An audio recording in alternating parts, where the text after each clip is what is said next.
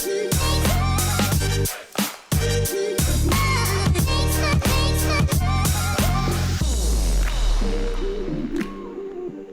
everybody and welcome to this week's Motor Trade Radio podcast, powered by eBay Motors Group. It is Saturday the 2nd of April and you're joined by myself, Philip Nothard. And me, Curtis Hutchinson. This is episode 16, season 8 of Motor Trade Radio, bringing you all the chatter that matters. And once again, we've gathered together this week's big car retailing stories across the franchised and independent sectors for you to enjoy all in one place, on demand, on your podcast feed. Few shout outs this week, Curtis. I mean, luckily it's not the 1st of April today, so we can get away with any April's Fools, but we've got some cracking shout outs this week. And the first one, we've got to sort of give a shout out to the fantastic interview we did with Caroline Burnell, who it was released on Tuesday of this week, and it is set to be one of the most downloaded shows ever. And I mean, already. Yes. And what a relaxing, great chat that was with Caroline. I mean, I know you knew her from previous, but I mean, she was so relaxed and so really easy to interview as well. She was indeed, yeah. You could tell that she was enjoying herself. She was enjoying talking about her career, what winning the Barbara Cox Woman of the Year award meant, and also just what the industry means to her. And I just found it very infectious, and I think that came across in the interview. We will have an extract at the top of the show of that interview, just in case you haven't caught it. Yeah, definitely. And we can't forget there's still there's the Steve Young interview, who he's the industry guru and obviously the ICDP boss on some of his sort of ramifications of the war conflict in Ukraine on the European and UK car markets. And I know we did a shout out for this last week, but it is a great interview, very insightful, and he does shares his knowledge of that market. So if you haven't listened to it, we do urge you to download that one and have a listen to that, because it is a fascinating interview and still relevant at the minute as well. Yeah, definitely. And if you didn't catch last weekend's show, then do check that one out, because we interviewed Darren Martin, Director of Valuations at CAP HPI, and we quizzed him on used car pricing, how it performed over the course of March, and also his views on the coming weeks. So that's still available, so do check that out if you missed it. Yeah, and this week we're joined again by Steve Whitton for the latest in our exclusive series of Men-able Moments, and he's going to be addressing mental health and well-being in the motor trade. Tune into that one. That'll be just after the midway break, and Steve will be joining us to chat through his thoughts on something connected very closely to the automotive industry. And as ever, if you'd like to get in touch with Philip or myself, then send us a press release or come on the show, then just email us at motortraderadio@yahoo.com. Join our LinkedIn group or follow us on Twitter, and do get in touch. But do you want to give us what we're going to be talking about this week on the podcast? We've got some good headlines this week, haven't we? Yeah, plenty of headlines to discuss, starting with used car dealer Cazoo, the people, the money and its plans, which is a special car dealer investigation that we'll chat about. Is September set to supplant March as the big month for car dealers this year? There's also been a threefold increase in dealerships up for sale in the wake of the pandemic. We'll take a look at a scheme just launched by Mazda, looking at gender diversity and encouraging a better mix in its network. And we'll also have some diary dates for your calendar. Yes, definitely. But before we go any further, here's an extract from our interview with Caroline Burnell, who was, as we said earlier, the winner of the Barbara Cox Woman of the Year award and head of comms at eStart Van and Truck. So we'll just head over to that now. Let's get to the Barbara Cox Woman of the Year award, which we know was announced earlier this month on International Women's Day, and I had the pleasure of joining in virtually and watching the event. I probably couldn't have got in the room anyway; it was that busy by the looks of it. I mean, just phenomenal turnout for that. And this is obviously the fourth year of the awards, and it recognises women that have demonstrates commitment to the innovation, leadership, and community. And particularly in the automotive world. So, do you want to tell us a little bit about what you went through to get there, and what it means winning the award, what it meant for you once you knew that you'd won and all been shortlisted? Yeah, do you know, it was the funniest thing. So Steve Bridge, who's my boss and the managing director of eStar, he nominated me, and I've worked with Steve for a very long time. I think we're now kind of 12 years in working together, and I'm very much used to being, and I've always described myself as a wing woman. I'm a behind the scenes person. I'm very much all about kind of championing the people who I feel either deserve a voice or that, they can't get their voice heard. I love building brands and kind of seeing people's confidence grow and all of that. So my whole career has been about helping other people. So when I then saw that I was shortlisted for this award, it really threw me, and I was kind of quite I was very humbled. And then you see the shortlist of the other amazing finalists, and it was very eye-opening to see what fantastic things are being done in the industry, and actually what a great initiative to shine a light on that, and for women to kind of have this platform and start talking and sharing, and not being, again, I think as women there is almost a bit of this imposter syndrome that creeps in, where you think, my achievements aren't anything compared to anybody else, and so actually to be in a room full of people that were there to champion each other and acknowledge their own achievements was really quite something. It was a very, very special day. And then as the day went on, and they were announcing who the winner was, and of course with the preamble about why this person had won, and I was sat there thinking, oh, that's fantastic. I wonder who it is. Like, they've done some amazing things. And then as this kind of speech was coming to a close, and they started talking about, this person's a mental health first aider, and da-da-da. And I thought, oh my goodness, they're talking about me. And I was in complete shock and surprise and awe, actually, at the other women that I was in the room with and the amazing finalists that I was with. And we'd had a panel discussion, so you really got to hear and understand about what the other women had achieved. So it was a very strange moment, but such an honour. I cannot explain how special that felt.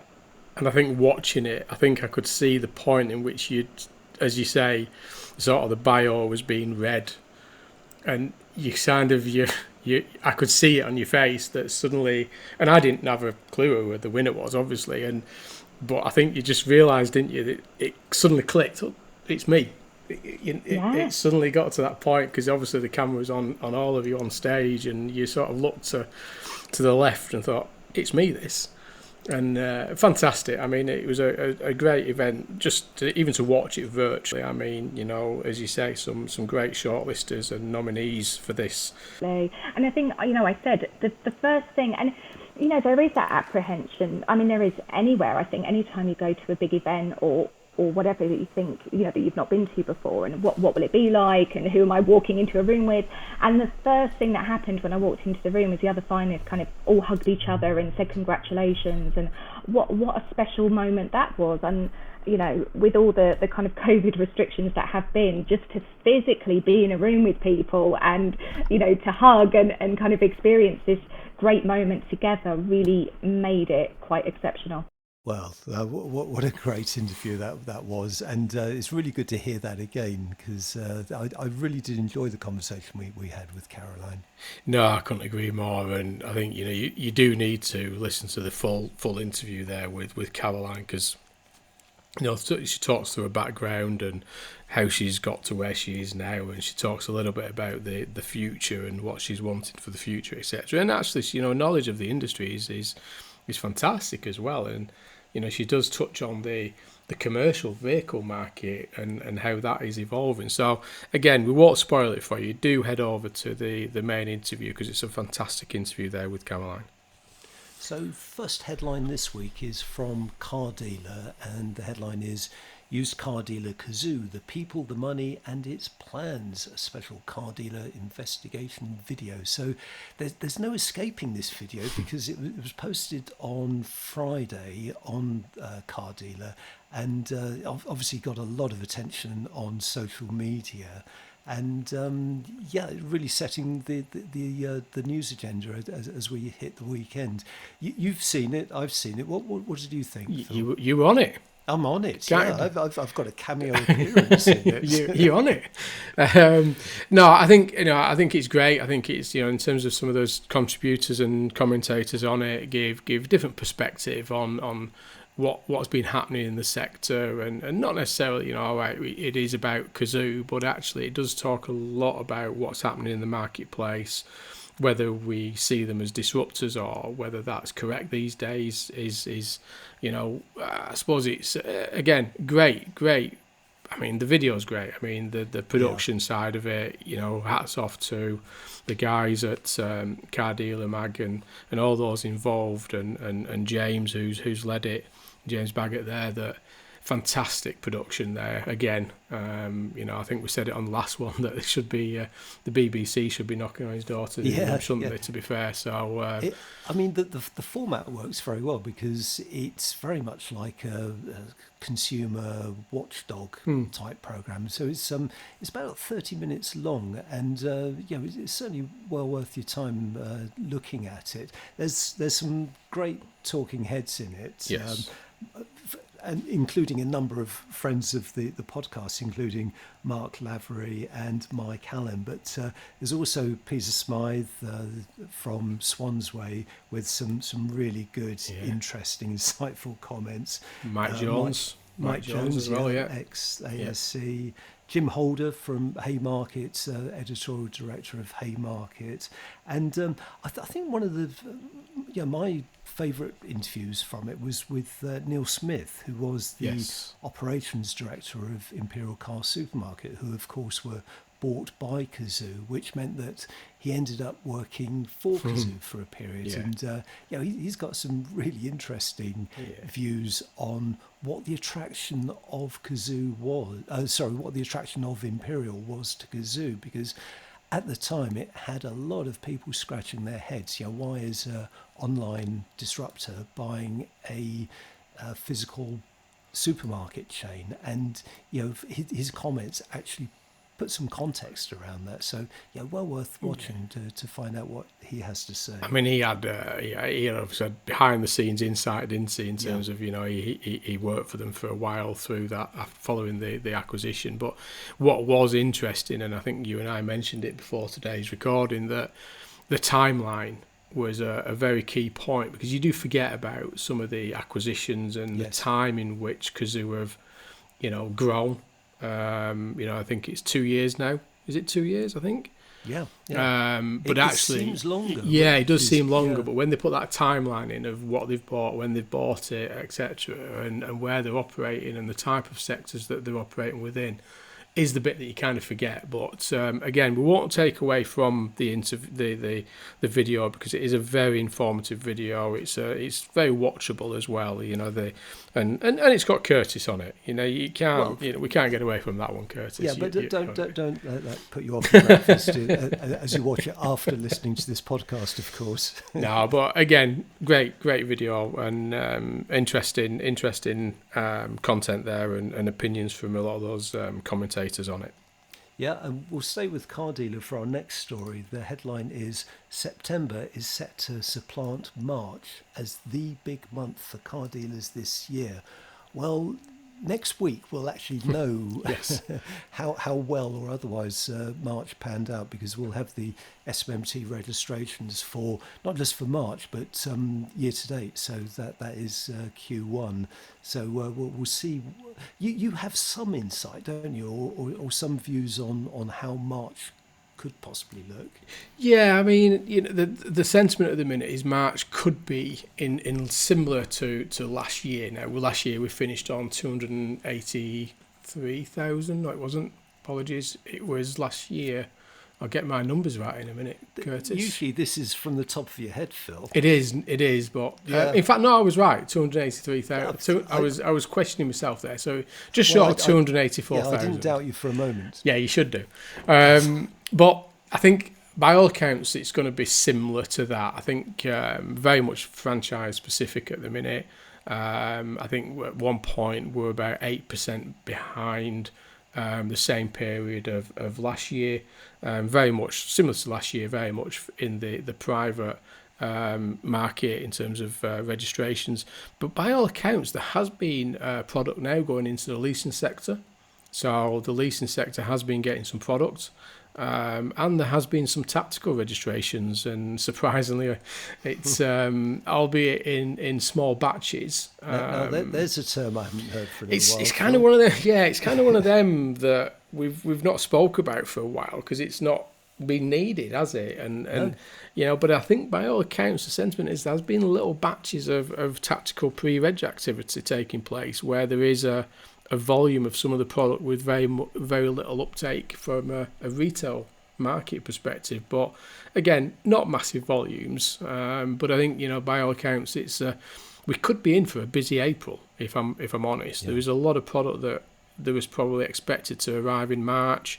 I think some of the challenges from the Ukraine conflict has delayed a lot of that product coming into the UK through distribution and channels and logistic delays that are happening that are now going to arrive in April. So we could, again, we're going to have to look at March and April as a combined performance. I think, again, this year, as we did last year, you know, 141,000 last year was a reasonable performance, but, you know, a bit of an uptake from March there. So I think it's going to be okay. We're in the right trajectory, but I think, you know, we're not going to, it's not the acceleration that we may have expected when we came into the year and maybe wanted. So I think it's going to be a challenging Q2, but there is product coming through. And I think I don't know what your view is on this one, Curtis, but I think although we're talking about consumer demand is down at 31, as quoted this week by GfK, yes, there is people waiting for new cars. They've had them on order for a long time. So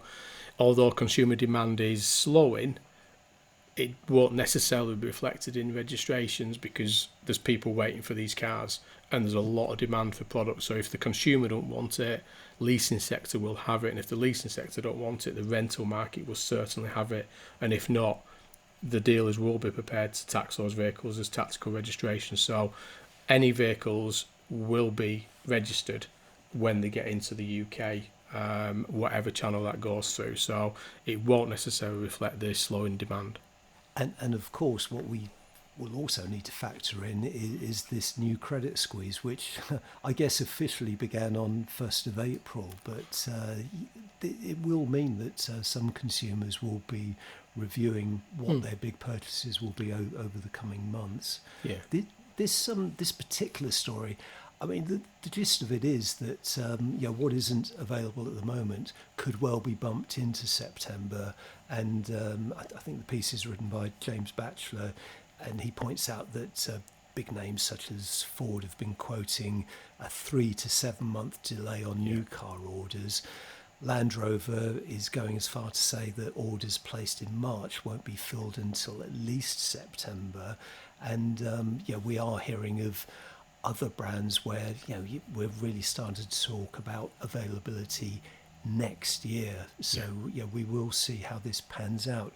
One of the pieces in this particular story that really sort of caught my eye was talking about van supply, how this is all affecting van supply, and it cites the case of Tesco, which recently extended its lease contracts on its existing van fleet from 6 to 8 years. So that's 8 years, and citing supply shortages from both Mercedes-Benz and Iveco, which that really did surprise me because they're already hard-working delivery vans, so stretching those life cycles for another 2 years simply because they can't replace the vehicles because of availability. Yeah, and I think that's happening in a lot of cases. I mean, there's reports of management company cars and things like this from the manufacturers that would normally have a very high turnover. They'd, maybe 2, 3, 4 cars a year. That's now being extended out 1, 2 to 2 years. So the product is going to be coming through very slowly. And I think, back to the story and in terms of the headline of the story, and we were again, you and I were chatting about this before the recording today, and whether what September as a market in terms of volume market in month for compared to March. But we looked at the figures from 2000 to 2019, and March on average is 436,000 registrations compared to September being 397,000 registrations between 2000 and 2019. So again, the story does talk about September then becoming the dominant new plate month, which I think that will be the case this year, because I think the supply will be very much second half of the year weighted if demand remains reasonable. And you asked the question, whether will it return to March? I think my view is that it probably will. I think, it's that start of the year, first quarter of the year, heavy reliance on Q1 performing for the dealer market. It's banking that money in the first quarter of the year. And second and a half a year, people turn to other things, don't they, unfortunately, in terms of priorities. So I think it probably will return. It's just whether it returns this year or next year, depending on supply. I agree with you there, Phil. And what interested me in those two figures was that the two average figures that you just gave us there was the difference is only around 40,000 units. And I think as an industry, we assume that March is a lot bigger than that. The differential between March and September is bigger than it actually is. Yeah, you're right. I think, but it's probably a relevance as well when you start looking at the quarter. It may be that, the first quarter is a dominant market compared to the third quarter, because you've got July and August, which, August is a very low volume month, similar to February. July is a reasonable month, but it tends to be on par with January. So it all is reliant on that March and September. So, yeah, I think there's a lot to be said there. But you know what? Who knows? I think normal seasonality is out the window. Forecasting these things is becoming very, very difficult. So with everything that's going on, so we'll see. We'll see what it does come out like. Yeah, who would be an industry analyst? Who would be? Eh? We'd be stupid enough to forecast the market. Yeah. So we'll move swiftly on. So we'll head over to motortrader.com, and this is about more dealerships up for sale in the wake of the pandemic. And this is from a friend of the podcast and an old friend of mine from Fraser Brown, who's the managing director at Motorvise Automotive, and he's talking about obviously the difference between when dealers are selling their business to when they are selling cars, and I think you pulled out a couple of key points in this that you found very interesting. Yeah, definitely. So this is what Motorvise has done is that they've looked at the stats on their books in terms of transactions they've seen, and they've actually seen a threefold increase in the number of dealerships that it has on its books that are up for sale, and that's since 2020. So this is and this is something that we've been actually talking about for the last few podcasts, because we've been talking about a couple of small deals here and there, one medium to large size dealer group buying a couple of sites from another one, and these transactions do seem to be gaining quite a bit of momentum. So within the piece it says the majority that are coming to market are these single site or small dealer groups which are being bought out by larger rivals who are in a stronger position because of higher profitability. But you're right, the piece that really caught my eye was what Fraser Brown said about dealers possibly undervaluing the true value of their businesses, and he's saying that whilst dealers will drive a hard bargain on the forecourt in terms of the vehicles they're selling, they might be undervaluing their own businesses. And he cites one particular case where a dealer thought his business was around £200,000, but in the end, it went for a figure that was 5 times that sum, showing its true worth. So some interesting dichotomy there amongst dealers. Yeah, no, I couldn't agree more. I mean, at the minute, there's a lot of money flying about, a lot of focus on consolidation. There's a lot of European international money looking to invest in the dealer sector. So, I think at the minute, there's been reports where dealers are saying, they may think about exiting if the money is right. If they can get that right money, then they will exit. But again, it's quite a strong market. And I don't know, is it similar to the value of used cars? Is there a peak point? Will it start to stabilise out? We remain to see. But yeah, I think it's quite a nice comparison there from Fraser, like you say, how you operate in selling a car to how you operate in selling your business. I suppose there'll be a lot of people sharing at the podcast disagreeing with that this morning. Yeah, we'll see on that one. You're listening to All the Chat at the Matters on Motor Trade Radio, powered by eBay Motors Group. This is your weekly one-stop shop for all the biggest car retailing headlines from across the media, available on demand wherever you are on your podcast feed. And now we're heading over to Menable Moments with Stephen Whitten, who's taking a topical look at some of the ramifications of setting budgets as we start a new financial year. And what are the personal returns on investment we should all be looking for? Hi Phil, hi Curtis. Yes, another Menable Moments. And this week I want to talk about budgets. Now, before you all go, oh no, not again, and press the fast forward button, we are, of course, now at the end of the fiscal year, which for many businesses will also mean the end of their financial year. And it's that budget setting time. Now, I was working with a guy in a business earlier this week on one of our sort of business mentorship programs as part of what we do with Menable. And I asked him the question, what's the return on investment that you're looking for personally and spiritually? And the second part of that question is, what are you budgeting for? Now, probably like you, he did look at me a little bit bemused to begin with. And I said, well, the key thing for anyone, really, not just those of us that are running businesses, but anyone, is spiritual well-being. What are we actually doing to look after ourselves? What are we actually doing to make sure that our thoughts, our emotions, and all of our kind of energy is channeled in the right way? And as businesses, we look at budgets and we look at returns on investment, and we only want to make investments that are going to give us something back. And yet our key asset is us and the people around us. So do we apply that measure to ourselves? So that's my question for you for this week, is to have a think about what is the return on investment that you want for yourself spiritually.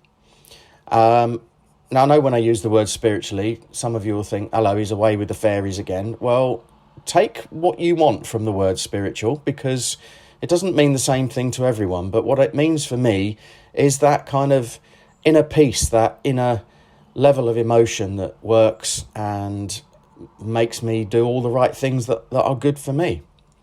Now, as an example, in my business, what I've budgeted for is what I call Vision Friday. So I've literally blocked out in my calendar every single Friday for the foreseeable. Now, the reality of it is, it doesn't mean that I cram all my work into 4 days. What it actually means is that I allow myself Fridays to do whatever I want. And 9 times out of 10, that means that I put all the good stuff that I really, really enjoy doing into a Friday. And it makes the rest of the week far more effective and takes a nice lead into the weekend. So I'm not having this kind of cliff edge end to the week. So that's what I've budgeted for. 1 day a week, every Friday, just to do visionary stuff. And like I said, that doesn't mean sitting on your backside and doing nothing, although that works as well if that's what you want to do.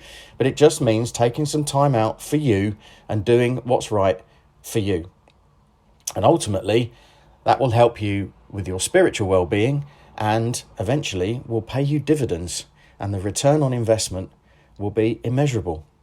So, have a good one, and we'll catch up next time. Take care. Well, many thanks for that, Steve. And I must say, Phil, I like the idea of the Vision Friday. Yes. Yeah, maybe one day. Yeah, I think that's got legs. That's got legs. Yeah. I think you did. You have the same when he mentioned spiritual before. He gave a little bit of context behind it. And where's he going with this one? Yes. But I thought you were going to get the old smoky thing. What are they called? The chimes out and things like this. But anyway, yeah, he obviously wasn't meaning that. But yeah, as always, I think this is adding that question of that return on investment, taking the time out, thinking about what you're doing, and again, thanks again, Steve, for that. Always a thought-provoking chat there. Yep, and we'll see Steve again soon, possibly a couple of weeks' time. Definitely. So next headline is from Motor Trader, and it is Mazda introduces gender balance initiative across its UK network. So this is Mazda going public on its commitment to improving the gender balance within its dealer network. And this really comes out of its long involvement in the Automotive 30% Club. So Mazda as a business has been a member for some time, and this particular story really acknowledges what it still needs to do. And this isn't just Mazda, this is pretty much every manufacturer, what it needs to do to improve that gender balance across its dealer network in its showrooms. And it is on the back of some research that it carried out, which showed that over half of women and a third of men would like to see the gender balance within its showrooms improved. So this is what it's doing to address that. And what it's as part of this program, it's joining forces with 12 dealer groups, 4 of which were already members of the Automotive 30% Club. The other 8 are new to Automotive 30%, and I think Mazda is co-funding their membership. So we're talking about 47 Mazda sites that this program will be rolled out across, and that's around 40% of its network. So it really is a good, solid initiative, this, and one that I'm sure is going to be watched very closely by a lot of the other manufacturers. Yeah, and I mean, there's not a lot to add to that, really. I think it's a great initiative from Mazda there, and obviously, particularly coming from a manufacturer into their dealer network. And because we've seen a lot, as it says in the story there, and you mentioned that the 4 of their dealer groups, large dealer groups, are already members of the 30% Club. But I think it's great, and we know that Julie Muir is behind the 30% Club, and it's great that they're getting on with it and getting behind this, because we talk about it a lot, but it's actually doing things. That's the key with this, isn't it? And again, aligning back to the interview we did with Caroline Burnell there, that there's a lot to be done in the sector, but there is things happening, with the 30% Club and other things taking place.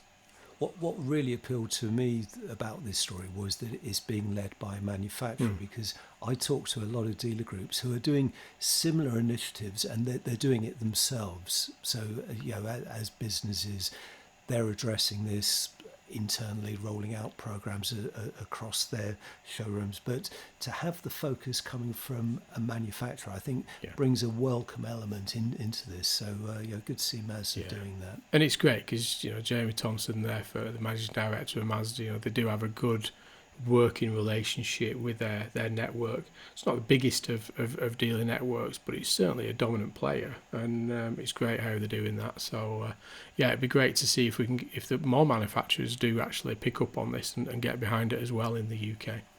Okay, now the next stories will require you getting your diary out, Phil, because we've got some dates to put in here. Yeah, there's a few. You've got a bit of time. You've got a little Yes, bit of yeah. time on this, so yeah, we've got a few events. But actually, it's interesting because again, you and I were talking before the podcast, but a little bit of shift on some of these as well as they sort of emerge, where they can have these physical events, but actually, what they're doing and where they're doing it is as interesting.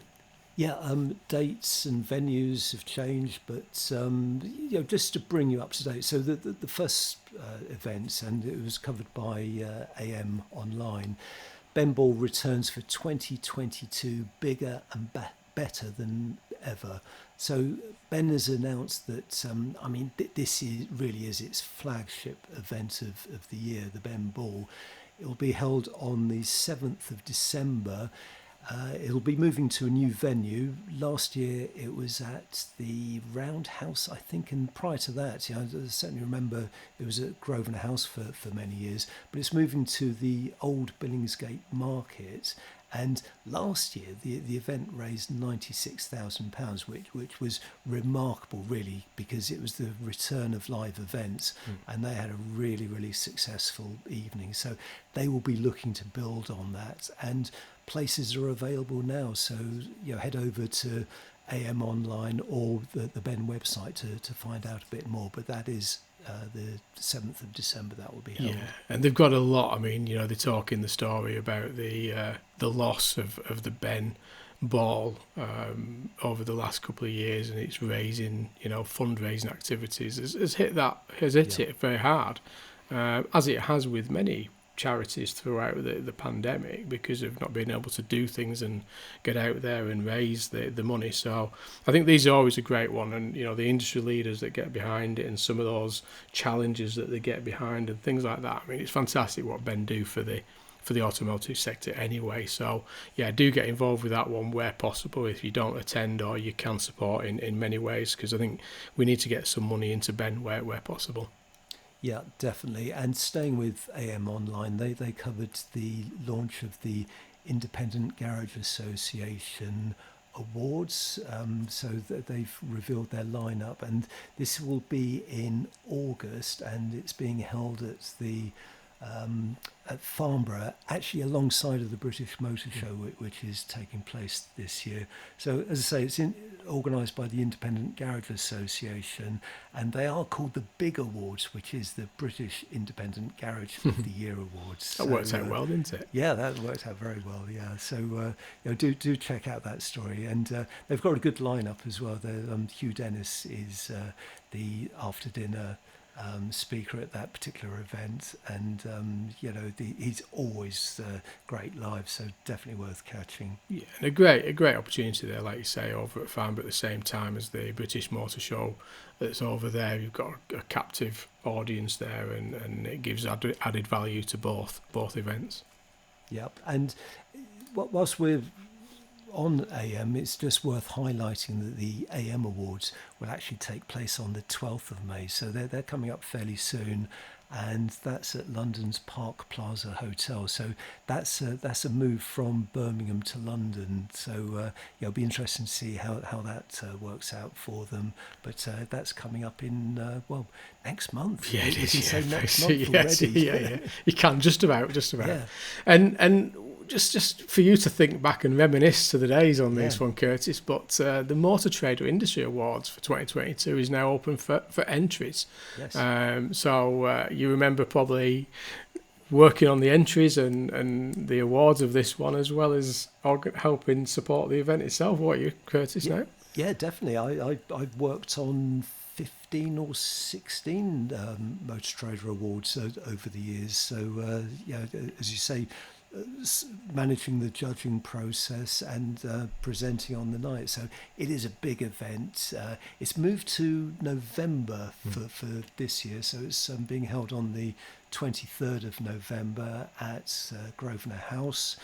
And there's 27 categories, mostly focused on franchise dealers. There are some supplier awards as well, and they will be holding the Rising Star awards there as well. So Entries are open now, and they close on the 26th of August, so plenty of time to give some thought to your entries. And as ever, I'd urge you to plan them in advance. Yes. Don't leave them to the last minute. You've done some of them on behalf of people, haven't you, over the years, Curtis? I have indeed, yeah, and you're much better off just having a sort of nice leisurely pace, and really sort of considering what you want to include in there, because the awards are fairly detailed. The entries are demanding, they are scrutinised, so don't leave it to the last minute. You've got plenty of time.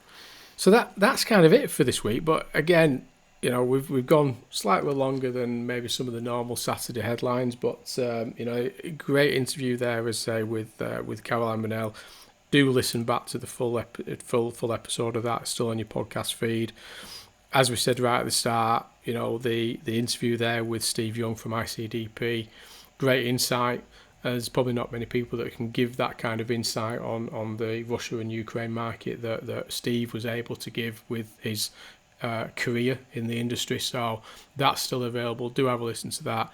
And last Saturday's interview there with Darren Martin, giving you a view on what to expect over the coming weeks, and give you a view on where the market is heading slightly in terms of the valuations and in terms of the challenges that we're facing within the supply and demand of the sector. So all still available on your podcast feed, so do check them out. Well, that was a jam-packed show, wasn't it, Phil? Yes. But unfortunately, that's all we've got time for this week. You've been listening to the weekly Motor Trade Radio podcast powered by eBay Motors Group. Many thanks for joining us for all the chatter that matters. We're back again next week. Until then, it's goodbye from me. And it's goodbye from him.